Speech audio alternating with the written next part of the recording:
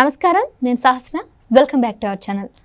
ఆంధ్రలో ఎన్నికలు జరిగిన తర్వాత పరిస్థితులు ఏ విధంగా ఉన్నాయంటే, ఒకవైపు కర్ఫ్యూ జరుగుతూ ఉంది, మరోవైపు నాయకులంతా కూడా విదేశీ పర్యటన చేస్తున్నారు.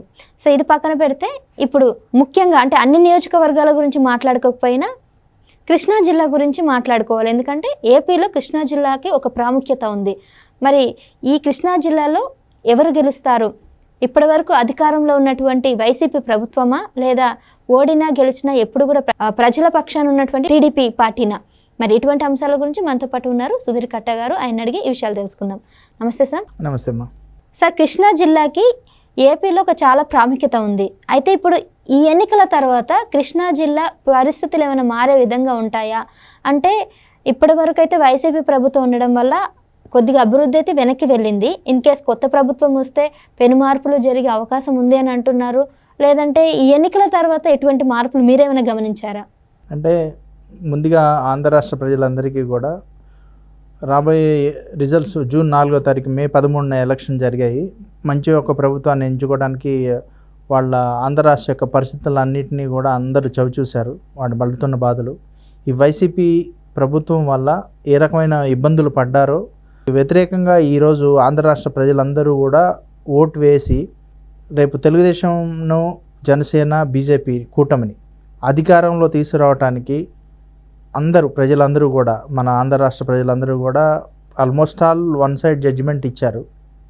అంటే అనాలిసిస్లు కూడా ఇస్తూనే ఉన్నారు. కృష్ణా జిల్లాలో ముఖ్యంగా చెప్పుకోవాల్సింది ఏంటంటే మనకు ఈ విజయవాడ మొత్తం కూడా ఈ యొక్క ఎన్టీఆర్ జిల్లా కానీ కృష్ణా జిల్లా కానీ ఈ రెండు జిల్లాలలో మాత్రం మన అనాలిసిస్ ప్రకారం, ఈ సర్వేలు వచ్చిన దాని ప్రకారం అయితే బోని కొట్టే అవకాశం లేదు. ఖచ్చితంగా 7 ఎన్టీఆర్ జిల్లాలో, ఆల్మోస్ట్ ఆల్ కృష్ణా జిల్లాలో కూడా 7 ఇవి గెలిచే అవకాశం 100% ఉంది మన టీడీపీ పార్టీ.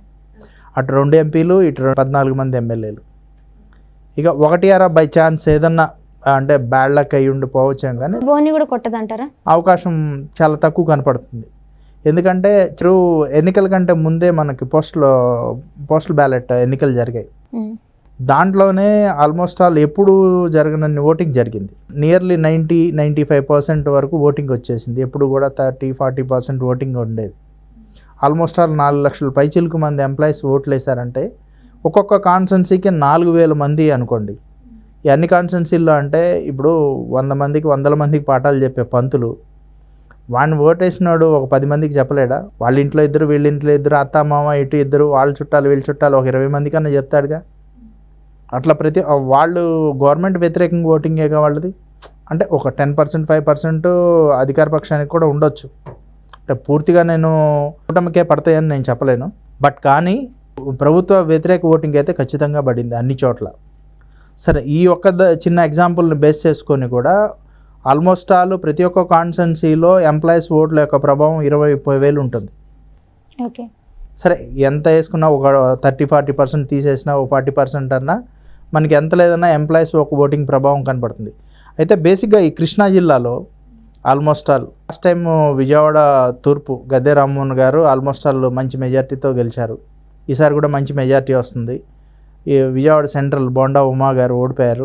ఇప్పుడు బోండా ఉమా గారు కూడా సూపర్ మెజార్టీతో వస్తున్నారు వెల్లంపల్లి శ్రీనివాస్ మీద.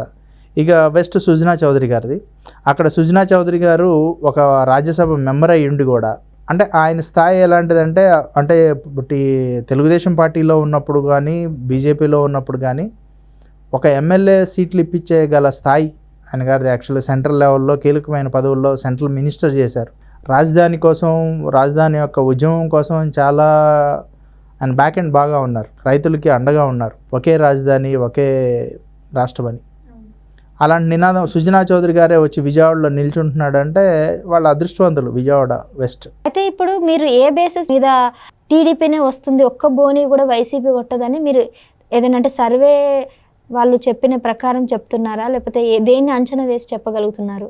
అంటే లాస్ట్ 2 రోజులు మనం సర్వే వాళ్ళ రిపోర్ట్లు వచ్చేదాకా కూడా మనం ఆగాము. కాన్స్టెన్సీ వైజ్గా కూడా గ్రామాల వారీగా, బూతుల వారీగా ఏ ఊర్లో ఎన్ని మెజార్టీ పడింది జనరల్గా ఒక అంచనా కేసి ఈ 2 జిల్లాలు కొంచెం సన్నిహితమైన సంబంధాలు ఉన్నాయి కనుక అక్కడ కొత్తగా నిల్చున్నారు. ఇప్పుడు వైసీపీ పార్టీకిలో చేరిన తెలుగుదేశం పార్టీ ఎంపీ కేశినేని నాని గారు, ఆయన గారు మళ్ళీ వైసీపీలో చేరటం వల్ల కేశినేని చిన్ని గారు వాళ్ళ తమ్ముడు తెలుగుదేశం పార్టీకి కష్టకాలంలో వచ్చారు.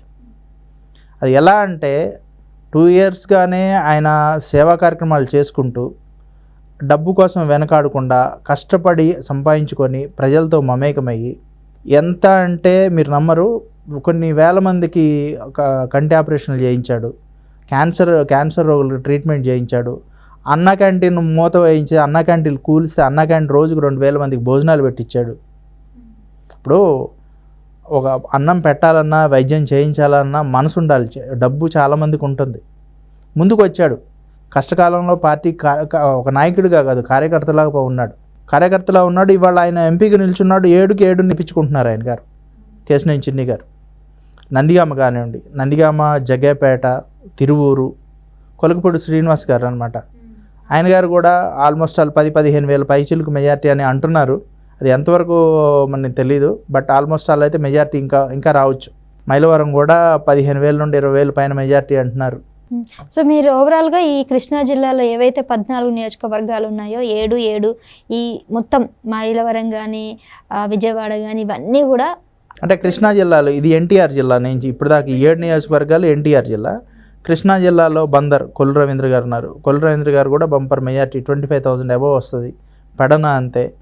మళ్ళీ ఎంపీ అనమాట, ఎంపీ బాలశౌరి గారు నిల్చున్నారు.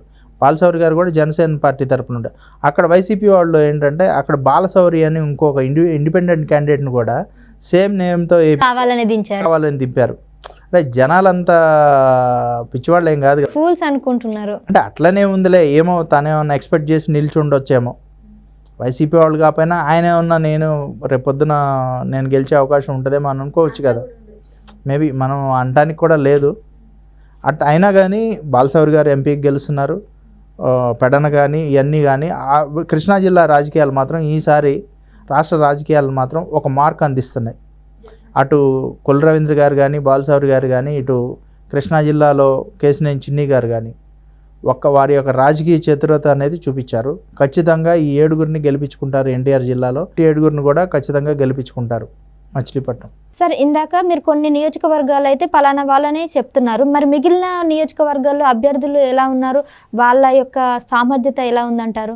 ఇప్పుడు విజయవాడ వెస్ట్ అయిపోయాక మైలవరం ఉందండి. మైలవరంలో అసలు యాక్చువల్గా దేవినేని ఉమామహేశ్వరరావు గారు ఆల్రెడీ అక్కడ కంటెస్టెడ్ క్యాండిడేట్, ఎక్స్ మినిస్టర్ కూడా. అక్కడ ఏమైంది, అనూహ్యమైన పరిణామం ఏమైంది అంటే వసంత కృష్ణప్రసాద్ గారు వైసీపీ నుండి తెలుగుదేశంలోకి వచ్చాక కూడా ఆయన ఎమ్మెల్యే టికెట్ అక్కడ పరిస్థితులు పార్టీ యొక్క తీసుకున్న నిర్ణయానికి ఉమాగారు మాత్రం చాలా మంచి నిర్ణయం తీసుకున్నారు. బట్ తప్పదు, చాలా త్యాగం చేశారు. నిర్ణయం కంటే కూడా త్యాగం అనవచ్చు, చాలా గొప్ప త్యాగం చేశారు. అక్కడ గెలిచే సీటు మనం వదులుకొని కూడా కృష్ణప్రసాద్ గారికి ఇచ్చాము. ఖచ్చితంగా రేపొద్దున ఆయన చంద్రబాబు గారిని వైసీపీలో ఉండి తిట్టమన్నా కానీ తిట్టలేదు ఆ రోజు కూడా. ఎందుకంటే ఆయన కొన్ని క్వాలిటీ గల రాజకీయాలు, ఆయన ఫ్యామిలీ కానీ వాళ్ళు కానీ వాళ్ళ నాన్నగారు వసంత కృష్ణప్రసాద్ గారు కానీ వీళ్ళందరూ కూడా ఉన్నతమైన రాజకీయ విలువలతో కూడిన వాళ్ళు. మైలవరంలో కూడా ఖచ్చితంగా ఆయన గెలుస్తారు. మైలవరం పోతే తిరువూరులో కూడా కొలకపూడి శ్రీనివాస గారు, స్వామిదాస్ గారు అన్న వైసీపీకి తెలుగుదేశం పార్టీలో మొన్నటిదాకా ఉండి కేశినేని నాని గారితో వైసీపీ పార్టీలోకి వెళ్ళాడు. తను కూడా నిల్చొని అసలు అప్పుడు కూడా ఆయన ఒక చిన్న లాజిక్ అనమాట, మళ్ళీ నేను గెలిచినా తెలుగుదేశంలోకి వచ్చామండి అని తెలుగుదేశం ఓటర్లను అడగడం కూడా జరిగింది. బట్ అక్కడ తిరువూరులో మాత్రం జనాలందరూ కూడా తెలుగుదేశం పార్టీకి బ్రహ్మరథం పట్టారు. ఖచ్చితంగా రేపు జూన్ 4వ తారీఖు ఎన్నికలు వస్తాయిగా, తిరువూరులో కూడా ఖచ్చితంగా గెలుస్తుంది. జగ్గేపేటలో కూడా తాతయ్య గారు కూడా ప్రజలతో మమేకమై ఎప్పుడు కూడా కష్టకాలంలో అందరితో ఉన్నాడు. ఓడినా గెలిచిన ప్రజలతోనే ఉన్నాడు. ఉదయభాను గారు ఉన్నారు, ఆయన వైసీపీ పార్టీ తరపున కంటెస్ట్ చేశారు. ఈ తాతయ్య గారు కూడా మంచి భారీ మెజార్టీతోనే గెలుస్తారు. 10,000 నుండి 15,000 పైచిలకు మెజార్టీతో వస్తారు. తెలుగుదేశం గాలి వీస్తే కనుక వీళ్ళందరూ 20,000 దాటుతాయండి. ఓకే, అది చెప్తున్నాను కదా. నందిగామ సౌమ్య గారు కూడా 10,000 ఆ మెజార్టీతో గెలిచే అవకాశం అయితే ఉంది.